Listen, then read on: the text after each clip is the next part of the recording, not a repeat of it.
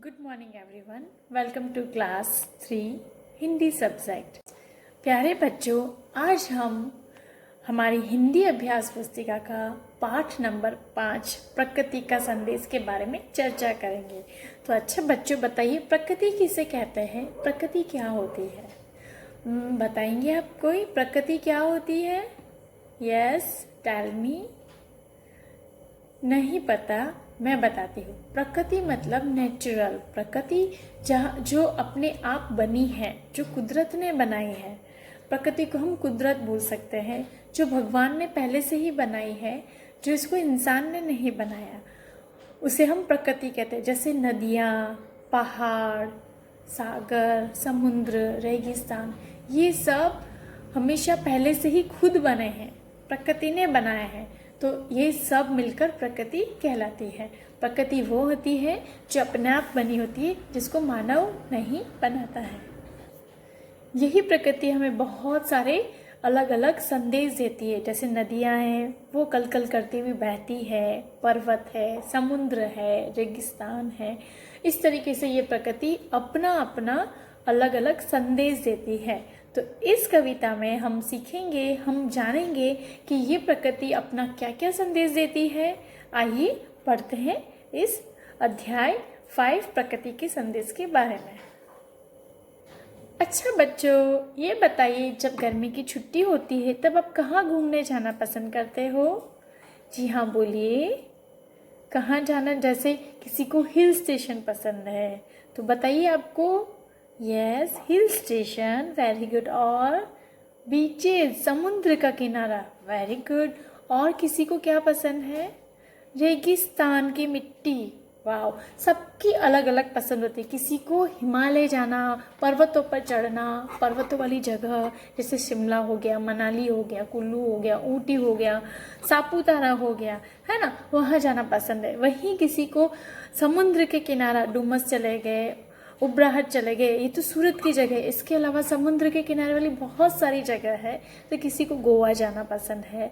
इसी तरीके से किसी को रेगिस्तान, थार राजस्थान में, जैसलमेर में है, वो मरुध्वर, वो धरा देखना पसंद है, वो मिट्टी देखना पसंद है। वहीं किसी को नदियाँ देखना पसंद है। तो सबकी अपनी अपनी अलग अलग पसंद होती है। तो आप जब गर्मी की छुट्टियों में घूमने जाते हो तो आप उस जगह का क्या क्या पसंद करते हो, बताएंगे मुझे? Yes, very good. जो पहाड़ देखने जाते तो उनको वहाँ की प्रकृति पसंद है। यस, इसी पाठ में हम प्रकृति के बारे में पढ़ेंगे। जैसे अगर हम हिमालय गए, हिल स्टेशन गए, हिमालय गए तो वहाँ के पर्वत हमें पसंद आएंगे। हम समुद्र के किनारे गए तो हमें समुद्र पसंद आता है। रेगिस्तान गए तो हमें वहाँ की मिट्टी, वहाँ के बड़े बड़े रेत के टीले पसंद आते हैं। तो ये सब प्रकृति के द्वारा बना है। ये खुद एक प्रकृति है, इसे इंसान ने नहीं बनाया है। तो जब आप घूमने जाते हो तो आपको ये सोचना है, विचार करना है कि आपको वहाँ का क्या पसंद है और क्या नहीं पसंद। जैसे रेगिस्तान में रेत की टीले बहुत अच्छे लगते हैं, लेकिन क्या नहीं पसंद? वहाँ की गर्मी, है ना। इसी तरीके से आप समुद्र के किनारे जाओगे तो वो समुद्र के पानी की लहरें इतनी ऊंची ऊंची उठती है, उसकी कलकल आवाज़ अच्छी लगती है, लेकिन आपको क्या पसंद नहीं आएगा? वहाँ का चिपचिपा वातावरण। इसी तरीके से आप पहाड़ों पे चले जाओगे, इतने ऊंचे ऊंचे पहाड़ देखकर आपका मन भी करेगा कि पहाड़ों की तरह मैं भी बड़ा विशाल बन जाऊं, लेकिन आपको क्या पसंद नहीं आएगा? वहाँ पे अलग अलग तरीके के जानवर निकलेंगे, छोटे छोटे से कीड़े मकोड़े निकलेंगे, वो आपको बहुत परेशान करेंगे, आपको सांस लेने में तकलीफ होगी, ऐसी कुछ परेशानी भी आ सकती है। तो आपको वहाँ मौसम संबंधित परेशानी आ सकती है। तो आइए इस प्रकृति के बारे में हम आगे विस्तार से चर्चा करते हैं। देखिए बच्चों, हमारी अभ्यास पुस्तिका में पाठ नंबर 5 प्रकृति का संदेश है, जिसका पेज नंबर 26 मतलब 26 पे एक चित्र दिया गया है। यस, जुड़ो और समझो। ये एक सीनरी का फोटो है। आपको इसमें अपनी पसंद के हिसाब से कलर करना है और फिर इन प्रश्न के उत्तर देने हैं। इसमें प्रश्न यह है कि इस प्राकृतिक दृश्य में किस चीज़ ने आपको सबसे अधिक आकर्षित किया और वह हमारे जीवन में किस प्रकार उपयोगी है। तो ये आपको यहाँ पे लिखना है। जैसे इस चित्र में आप देखिए, पहाड़ भी है, पहाड़ों पे बर्फ भी है, नदी भी बह रही है, रंग बिरंगे फूल भी हैं, बादल भी है, नारियल का पेड़ भी है। तो आपको इसमें जो अच्छा लगता है वो आपको लिखना है और वो हमारे जीवन के लिए क्या उपयोगी है। जैसे पेड़ है तो पेड़ हमारे जीवन के लिए क्या उपयोगी है, तो उसके बारे में हमें यहाँ पर लिखना है। ठीक है, आइए आगे चलते हैं कविता की ओर। जी हाँ बच्चों, इस कविता प्रकृति का संदेश कविता के कवि है सोहनलाल द्विवेदी। कौन है कवि? सोहनलाल द्विवेदी। ठीक है बच्चों, चलो हम कविता पढ़ते हैं। पर्वत कहता शीश उठाकर तुम भी ऊंचे बन जाओ, सागर कहता है लहराकर मन में गहराई लाओ। समझ रहे हो क्या कहती है? उठ उठ गिर गिर तरल तरंग।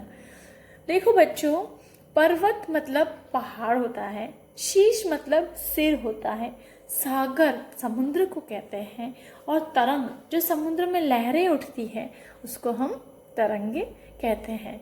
इसका अर्थ क्या है वो मैं आपको समझाऊंगी।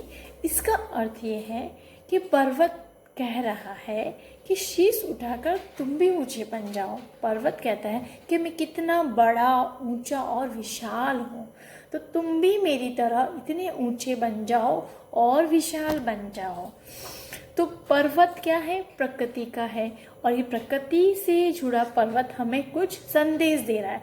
प्रकृति से जुड़ा पर्वत हमें संदेश दे रहा है कि शीश उठाकर मतलब अपना सिर उठाओ और तुम भी बहुत ऊंचे बन जाओ। तो कैसे ऊंचे बनेंगे हम? क्या हम हमारा जो शरीर है इतना बड़ा बनाने से ऊंचे हो जाएंगे, पर्वत जैसा बन जाएंगे?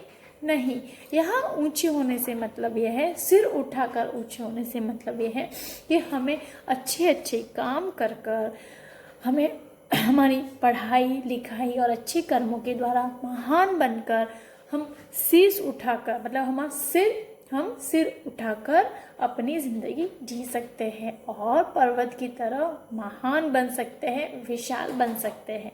यहाँ पर्वत का शीश उठाकर कहने का मतलब और तुम भी ऊंचे बन जाओ कहने का मतलब ये है कि बहुत परिश्रम करो, मेहनत करो और कभी सिर उठाकर जियो, कभी गलत काम नहीं करना जिससे आपका सिर नीचे झुके। सिर उठाकर सही काम करो और मेरी तरह महान और विशाल बन जाओ। सागर कहता है लहराकर मन में गहराई लाओ। सागर कहता है, सागर भी प्रकृति से जुड़ा है ना बच्चों, समुद्र से जुड़ा है। तो वो समुद्र से जुड़ा हुआ सागर कहता है कि मेरी तरह तुम भी लहराओ, मैं कितना गहरा हूँ अंदर से। सागर अंदर से बहुत बड़ा होता है और बहुत गहरा होता है। तो अपने मन में भी गहराई लाओ।